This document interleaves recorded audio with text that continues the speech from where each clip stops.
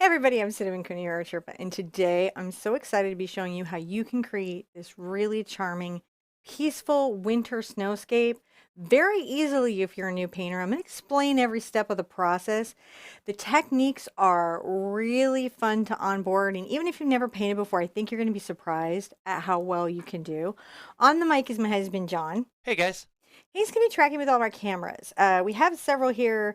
They really can zoom in. They really get up on the paintbrush. So you almost feel like you're in the paint in the bristles as it's going over. But how that's going to help you as a new artist is it's going to really let you see what's happening with my brush and try to help you understand what's happening with your own brush. But remember, in all of that, you're not supposed to be a copy machine. Your painting is not supposed to look exactly like mine, and there isn't a right or wrong of this process. This is really just about showing you how a project like this is built and constructed and how you can make it for yourself. On the easel today, I have a 9 by 12 canvas board. We like to put wishes on our canvas if you've never been to the show, and today's two wishes are we have we want people who feel lost, who are feeling alone, that they find hope, something that gives them some optimism and hope this time of year. And also we have a wish for freedom, those who are feeling trapped. So if you're in a situation where you're feeling like you don't see a pathway out, we're just wishing that a door or window opens for you and you can find a way to your better situation. So that's what we're putting into the ether. 9 by 12 artist board. I think this one is Artist Loft. Over here, I have some really fun colors. In the description below, all of these are listed. And there are some exchanges or substitutions you can use if you don't have this exact paint palette. And also remember, just use what colors you have. This is Cad Red Light, Cad Yellow Medium, Quinacridone Magenta, Diox Purple, Phthalo Blue, Burnt Sienna, Mars Black, and Titanium White. I think I'm probably going to be doing most of this painting with my Cat's Tongue number 8 and my ArtSherpa round number 4. If you don't have this brush, look, a bright, which is one of these little squared ones, will be just fine, or a filbert, which is just a little more rounded than my Cat's Tongue. So that's what we're using today. You use what you have. Don't let the materials be like the reason why you don't paint today, right? Definitely jump in, definitely give it a go. Now I'm going to mark in a horizon line. And in painting, what we basically mean when we say horizon line is that this is the vanishing point that we can see within the painting. We're talking about the distant horizon to our eyes. This horizon line, if you imagine that the canvas is divided like in half, is just a little bit below the halfway mark. We have just a little more sky than we have land. And this is a nice thing an artist can do to create a little more drama in their canvases. It's good to like take a second and think about how things relate to each other at that stage. You go, yeah, I have a pretty good line. If you're wondering what this tool is, it is called a T-square. I am straight lined challenged, and I find that I need a tool or aid to get a really good level line.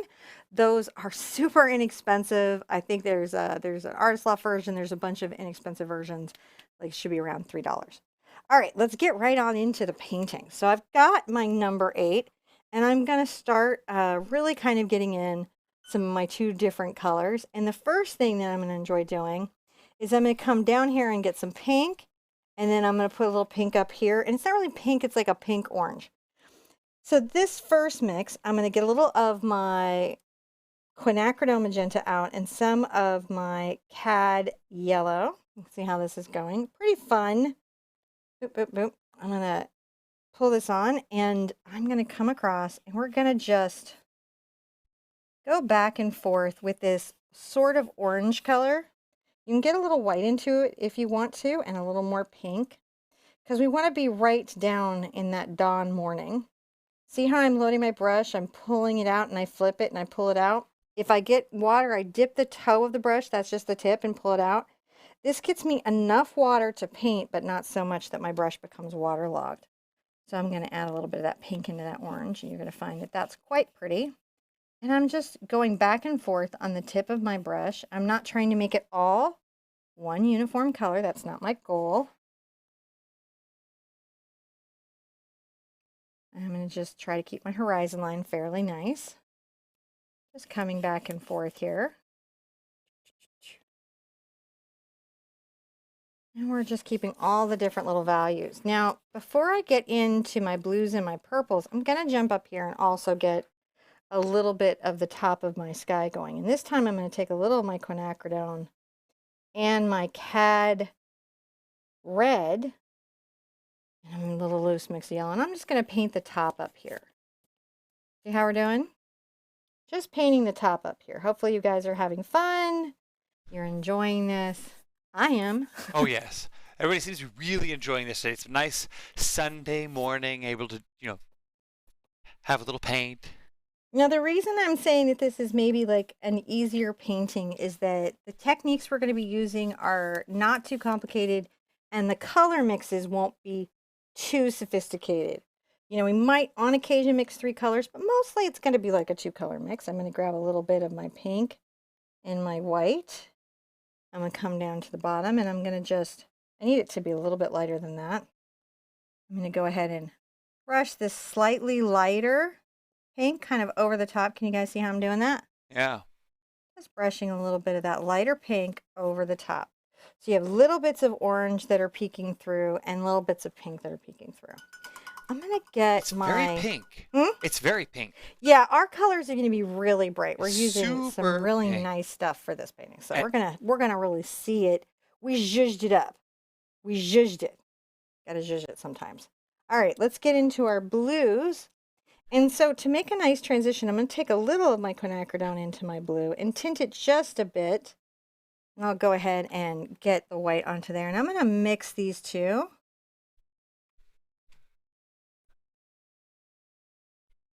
Together. And if there's a little bit that mixes on the brush or on the canvas and makes kind of a purple streak, that does not hurt me. And get a little more white this time. I'm going to come in and just brushing that back and forth. The canvas today has a little bit of a roll on its edge. That happens sometimes with inexpensive canvases. I didn't check this pack before purchasing it. It's a good idea to check your canvas packs for damage because the less expensive art materials are more susceptible to damage. And, things just get banged around. Whether it's a retail or shipping, they can get knocked around. So, you got to inspect it, whether it was shipped to you or you get it at a retail location. Make sure that, those boards aren't dinged up. So I'm coming here to the quinacridone. You'll notice I'll scoop a little bit and I'm coming getting a little blue and white. I'm kind of making a very loose mix of these colors. And this is where I'm going to blend these 2 spaces together.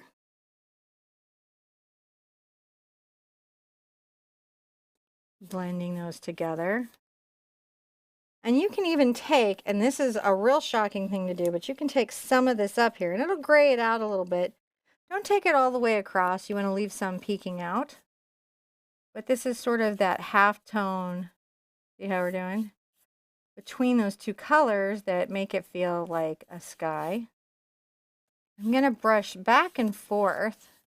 And that helps my sky be very smooth and level and have a nice transition. I think also something I can do here to improve this just a little bit is I'm going to take a little bit of my pink and a good deal of my white. And I'm going to again come to the bottom. This is going to make a very light, close to the horizon line color, which often you will see in paintings. And then I'm also going to bring a little bit of it up. Look, I'm on the tip of my brush and I go back and forth. And I'm going to just brush out an irregular patterning of that white. And that's going to help it feel like it's a little bit like a cloud. Can you guys see how that's done? Yeah. Back and forth on the tip, kind of weaving these spaces together because we're trying to create the impression that there's a light source and that there's a wonderful transition between these spaces. Grabbing a little bit more white, and you can see I'm working that transition, aren't I? That's all you got to do is just brush back and forth. I like this kind of work because it's just super pleasant. Super nice. Super duper nice. Now the last thing that we can do is we can actually get just a smidge of, say, our purple and some of our magenta. See those 2 together? They're a really beautiful color, and you can sometimes see them at dawn. If I grab a little bit of white, you can really pick it up. Sometimes in sunsets, a little more white than that. There is a kind of cooler dark cloud that happens. I'm going to come across with my brush. Again, you'll notice that I'm sort of still respecting that horizontal line, but I'm going to make sure that some of this is coming up into the sky. What do you guys think of that? They think this is a really amazing. Um, it's not even an ombre anymore. It's like a rainbow ombre. Sunsets are a It's like, lot of fun, and you've got to remember that the thing as a new painter that you want to avoid is having an obvious stripe here and an obvious stripe here. And if you get one, right, then you're going to want to use a color and kind of blend it up. Like one thing I could do is I could take a little of this quinacridone and my blue again that I was using earlier and some white. Like say I had a very obvious line there, I could come back up right here, see? And make sure that I soften that. You guys see how that's done? yeah. I don't want to lose it, and I don't want to go too far. I just want to show that the transitions are here. So don't even get freaked out if you're getting stripes. Just be like, I got another layer. And remember, anytime this paint dries, you can come back with more color and more everything and really, really work it out. And you can always come top down if you need to. Such a magic color, right? So if you've got to come top down, you can come from the top. That was the quinacridone and my pink. And see, there's a little pop of pink that was on the brush, but I don't worry about it, do I? I just keep brushing it through. See how that's done? There you go. Look at that nice sky. That's a sky that happened. That happened there. Who doesn't like that? Now, a fun thing in the sky is this wonderful little patch of yellow sun. And how you would get that is you grab just your cad yellow. And you might get a little bit of, say, I'm going to get a little bit of my cad red light just to warm up this yellow so it's not just yellow because this is sunset. And I'm loading quite a lot of paint on my brush. See how much paint is there? I want to apply it thickly if it'll let me. All right, got a nice little mix. See, it's all kind of globbed on there. I'm going to come here and I'm going to just tap down my brush up and down. I'm making an up and down tapping motion. It's helping me have an irregularity to this little focal point of light that I'm going to talk about. It's the sun setting just off to the side of my eye line. You can even take a little bit of that line out. I wouldn't go too far, and you want it to be pretty thin. There, that's a nice little bit of sun that happened. And now I'm going to rinse out my brush and get just a little bit of white on there. This paint is still wet, so a little bit of it will get into this white. That's why I can go with just pure white. And I'm going to come right here and I'm going to make a little bit tapping up and down of a light white focal.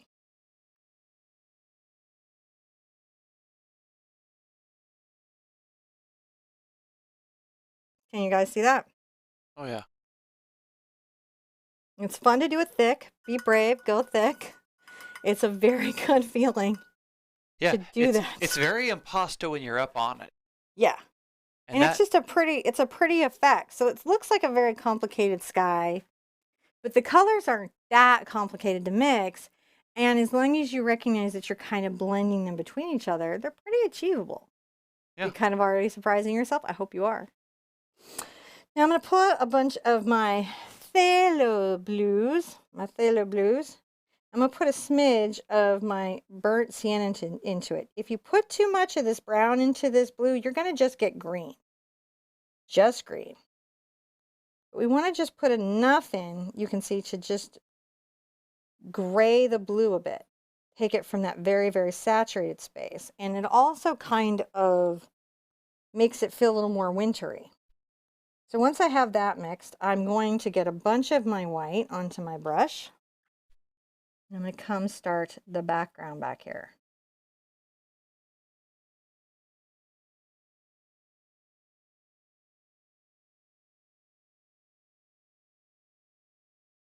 I'm just trying to have as flat of a line as possible along here so that you know, my horizon line is a horizon line. I'm going to brush back and forth. My pigment got a little bit dark.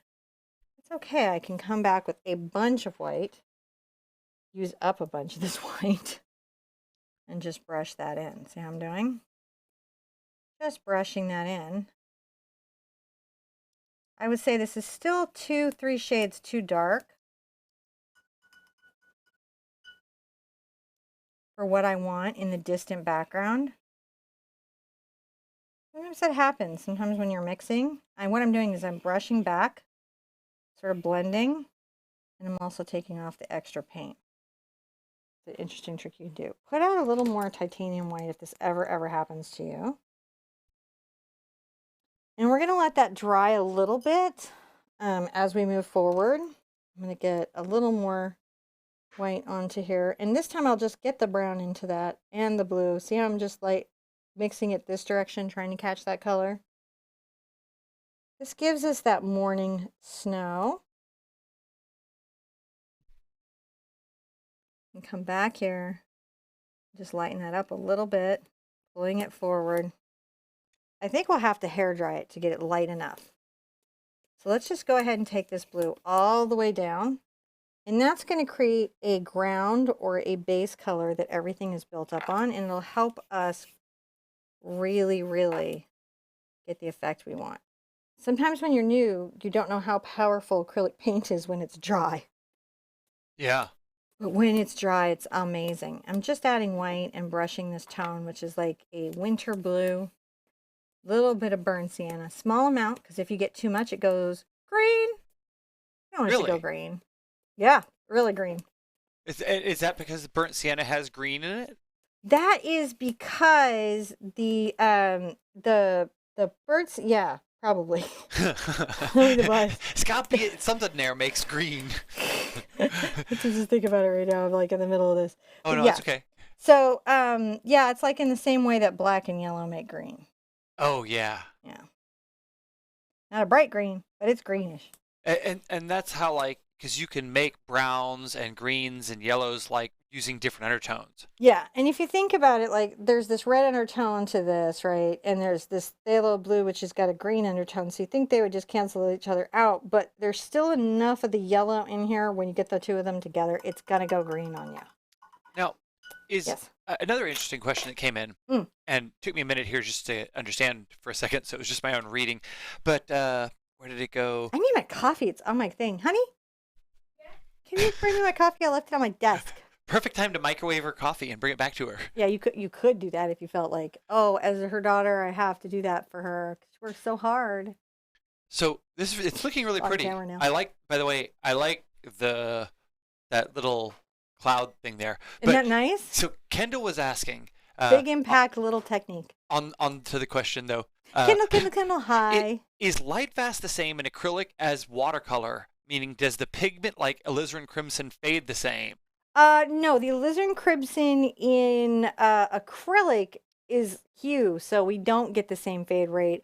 Same with our Prussian blue, and same with several colors that you might see have a lower light fast rating in watercolor.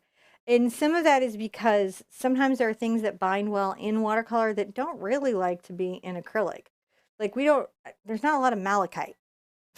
Ground up malachite. That's a stone, right? In acrylic, yeah, it's a rock. And so with acrylic, it's even a little different than oils. The way the polymer emulsion takes the pigment, the process for that is a little bit different. And also the binders and the UV reactors and that. But most of the historic colors like if you go into most of the historic colors and most acrylic lines, those are going to be a hue, not the factual historic color. Just a fun fact. Yep.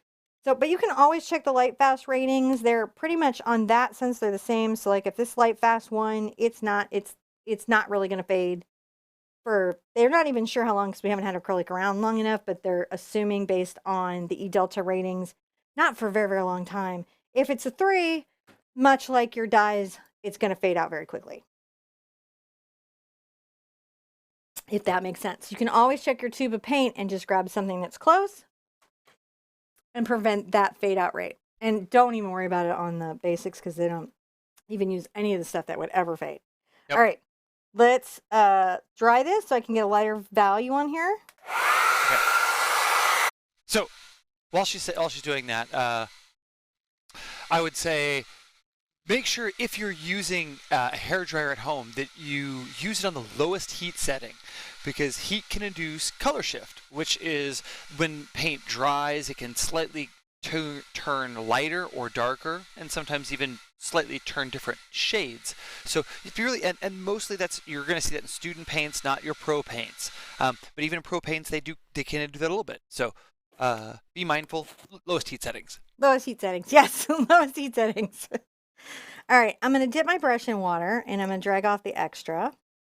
I want about 1 or 2 drops in here, not too much. Again, get just a small amount of and you can kind of even see it here how it starts to go green when I get too much, green-gray. It's a green-gray when you get too much in there. So weird.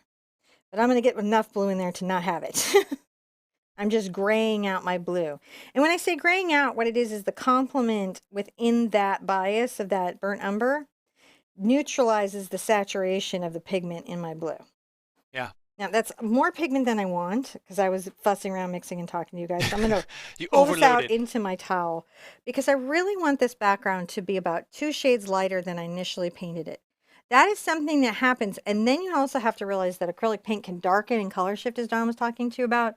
So a painting that starts out a little bit too dark can get really, really too dark fast. And you'll be like, it looked great wet. What happened? And even in professional paint, you'll still see some of that color shift. Watercolor has color shift too. It just tends to go the other way. It gets lighter than when you paint it. Ah, so there we go. Can you guys see how that's a much lighter, more distant value? Colors are lighter and less saturated as they travel away from the eye. Now, Vanessa was asking a good question. It just took me a minute to. Hi, Vanessa. How are you today? It took me a minute to ask. I had to ask her, restate her question. So, what does she need to know for just starting acrylic painting? Was there a good place to start that?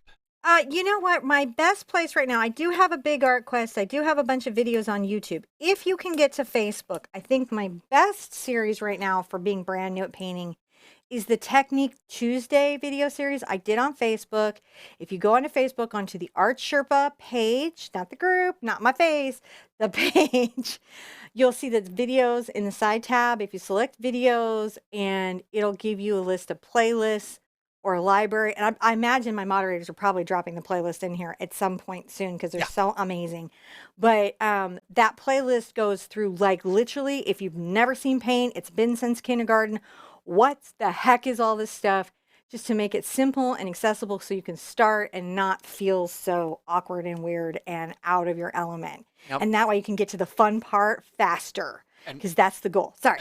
No. Chatty. And let me add to that, that if you go to our website and click on video and search, any topic you can think of is covered there. I mean, I'm not joking. There's like 700 paintings there. Yeah, there really is 700 paintings there. But for just being really new right now, the Technique Tuesdays, next year there's going to be something new that just blows it all out of the water completely. But that's right now the best thing that I have, I think, personally. You guys can say, no, that was not the best. So I'm just adding another light value here kind of underneath where this light is, if you can see.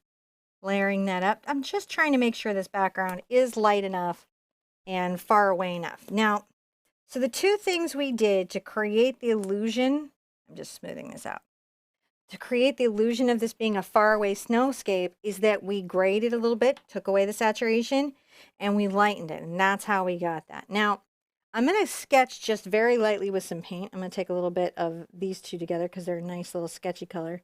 You can even get, interestingly enough, a little Dox purple in there to darken it in a really interesting way. And we're trying to darken it, but I'm going to sketch here. So I've got this little hill. I'm going to come over here. You've got a traceable. If you don't draw, always try to provide traceables. It's in the description down below as well. And that's just an image that you can transfer onto your canvas. And no, it's not cheating. In fact, like I always get a little peeved if an artist tells another artist that that's cheating because I'm like, well, if you went to art school, you should know that's not cheating. That's like a technique that people have to do for many, many art processes. So I'm like, I don't know what we're talking about cheating. So you can see what I've done is I've come over to the right. I came up Further up this side, I would say I'm like 2 inches down from the top. And what I've done is I've gone down a little bit, right?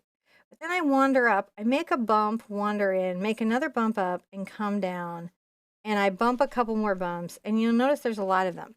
What that does is that line, that space, right, let's just pull some of this down for just a second so that when we paint over it, it's not some crazy weird little line we're dealing with. I'm just going to pull that down. This is a neat way to make sure that your lines aren't too much for your painting, right? You don't need a big line bisecting your painting. I'm just trying to talk about my little grass here. So then here it comes out again just a little bit. Right? It's going to come out again a little bit, and it's going to come up. And then we've got this coming down again towards the left-hand side.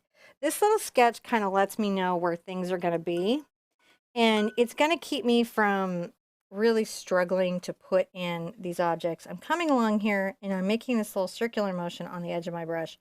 And that's going to soften this. See how I'm softening this? Yeah. I'm going to have a lot of grass and things here. I don't want any of these super hard, obvious lines in this space. So doing this little motion prevents that from happening. You can do that with any brush. It's not a specialty brush technique. And I'm going to come here and I'm going to make this a little bit uneven. That'll help me when I go to put my grass in. Now, to get this distant landmass as dark as I need it to be so I can layer the grasses over it, this will have to be dry. So in acrylic painting, it's super important to know when you've got to blend wet into wet, which means the two paints need to be wet so that they'll seamlessly blend softly together, or when it needs to be dry so that you can put a darker color over a lighter color and not lose it to the lighter color. Are you guys ready? I Let's think dry so. it. Okay, so while she's drying, yep, I'm going to say, love you guys. It's good seeing everybody out here. Nice to have an easy Sunday afternoon where we have over 454 people here. I like that number because it's a Chevy big block, and that just, I like numbers that all line up. There's a lot, now there's more, 450 people. I think 455 is the next. Anyway, I'm going to fall down a rabbit hole of Chevy parts. But anyway, nice seeing you guys. Yep. All right, so that's dry enough. And what you want is you want it to be a little bit matte, and when you touch it, it shouldn't be lifting up with your finger. If you have student paint, you really need to allow it to dry, because what can happen with student paint is it doesn't bind well to itself. If the company made any mistake in the formulation and it may lift up on you, that's not you, that's the paint. All right, I'm going to get a little bit of my phthalo blue and just a smidge of the brown. Just a smidge, not a lot.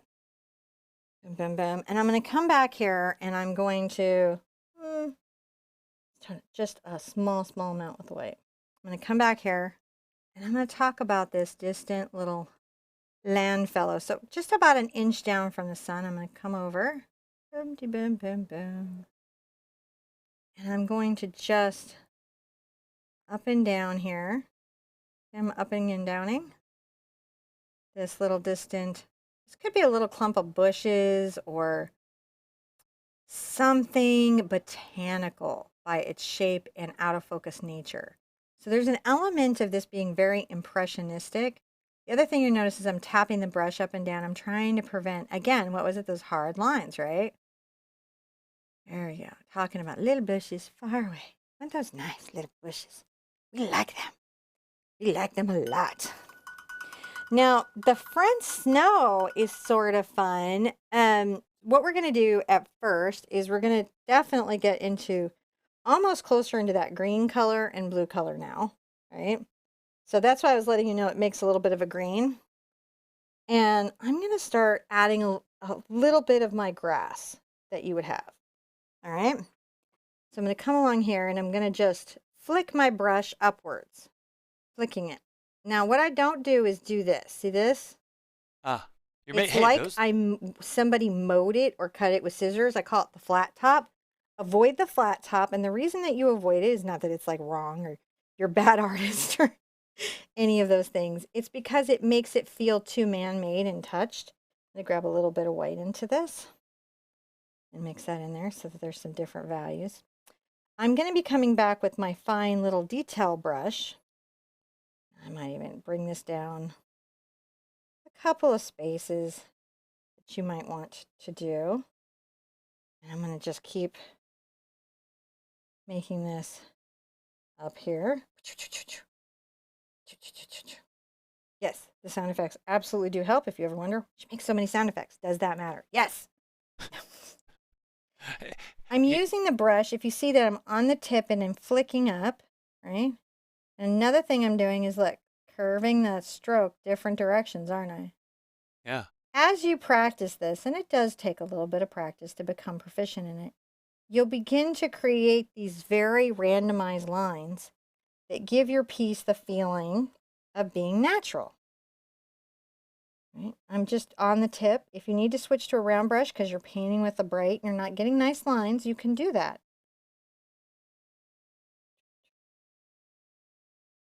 You know, here we go. And I'm going to just get some of that and get maybe a little more blue into this. See, just darker blue. And I'm being very loose. Look at how I'm going wiggle, wiggle, wiggle. You might want to wiggle here. So I came out to the left, wiggling back and forth. A little bit of this, a little bit of that. Maybe this time you even get a little black. A little bit darker. Look at that.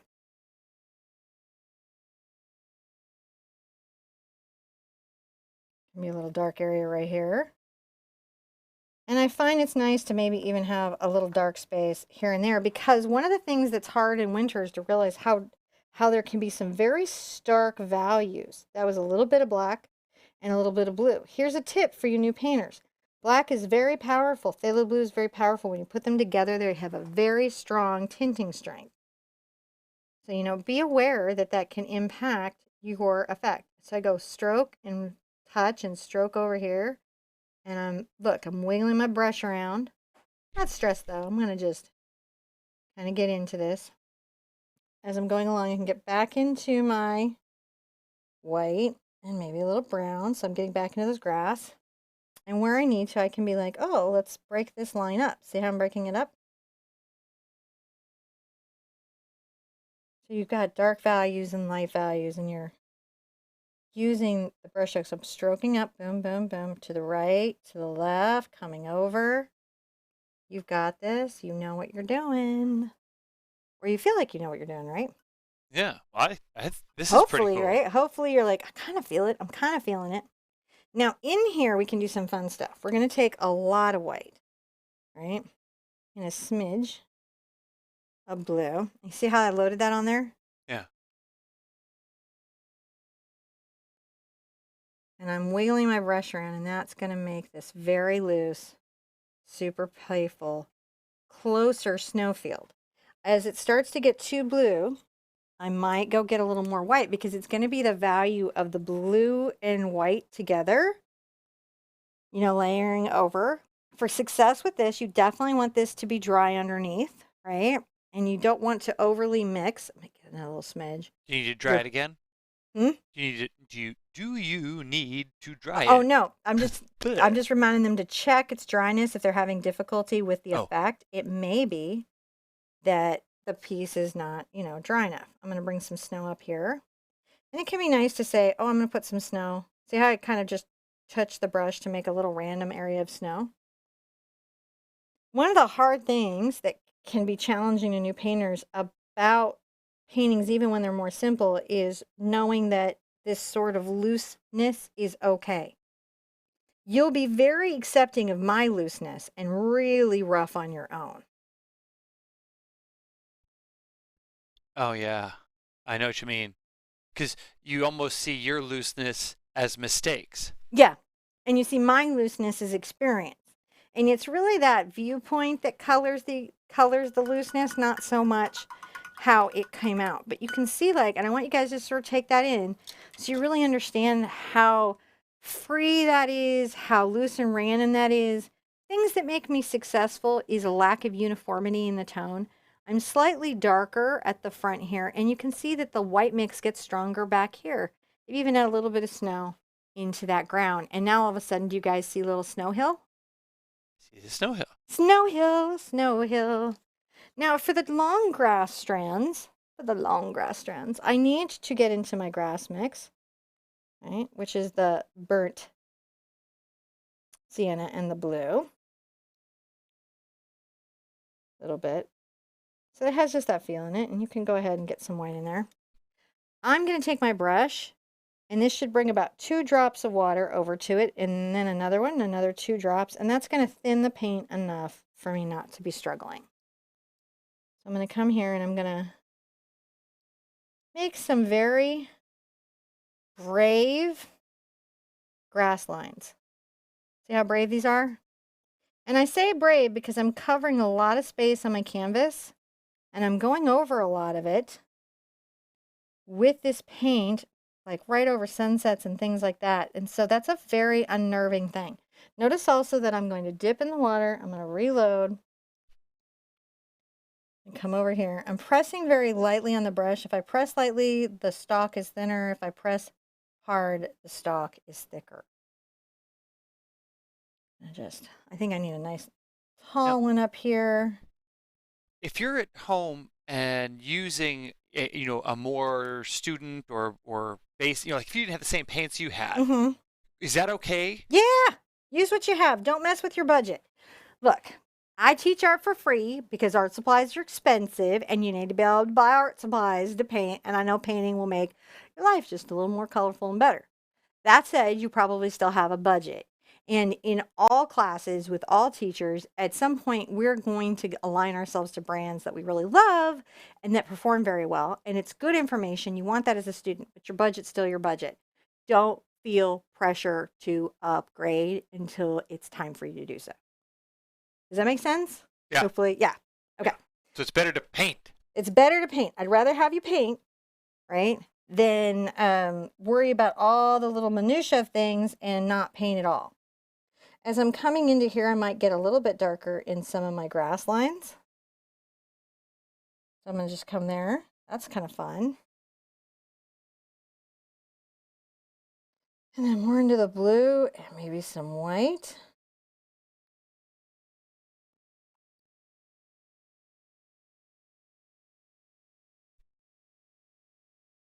Just putting little bits of grass here and there, because you might want them. Maybe there's a little bit right there. See, we go dash, dash, dash. See the dashing? I'm making that little random line. Are you dashing through the snow? In a one horse open sleigh. Well, where the fields we go.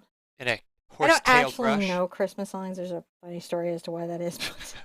So don't feel like you're going to actually get stuck into a Christmas song. It's very unlikely with me it's going to happen. Oh, I got it. Dashing through the snow in a Sherpa cat's tongue brush. Oh, man. There's something there. There is. Songwriters, work it out.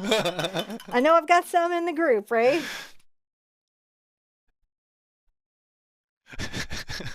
I'm just doing some little upfront grasses here. I just want to make sure that there's that feeling.